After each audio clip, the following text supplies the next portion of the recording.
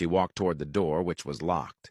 Fortunately, she remembered that she knew the pin to his house. She entered it, and when it was approved, she slowly stepped inside. Her eyes scanned the space as she looked around for him, hoping to see him by the balcony where he usually stood.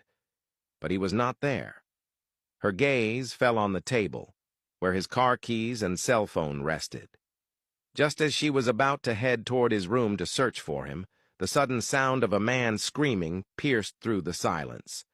Her body froze for a second, before she quickly made her way to the other side of the house, where she discovered an open entrance hidden by the wall. Curious and unsettled, she wondered if the scream had come from Liwei, fearing he might be in danger.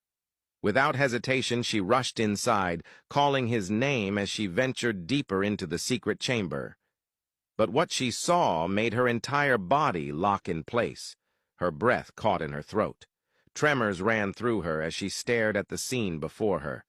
Liwei stood there, mercilessly torturing a man in a vicious, calculated manner. She struggled to form words, to even breathe, but finally managed to call his name. When Liwei turned to face her, his shirt drenched in blood, she saw an expression she had never witnessed before.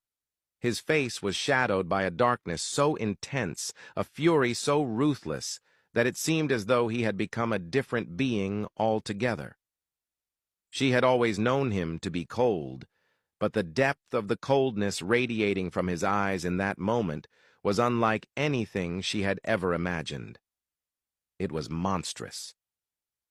Liwei, realizing it was Amara, felt the strength leave his body as though his very breath was being drained. He had never wanted her to see this side of him, the monster he kept hidden.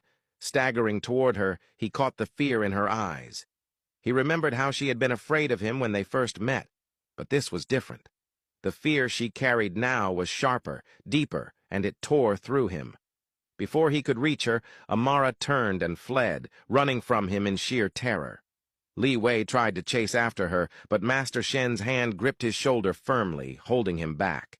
His body burned with desperation, every instinct screaming to go after her, to explain, to make her understand.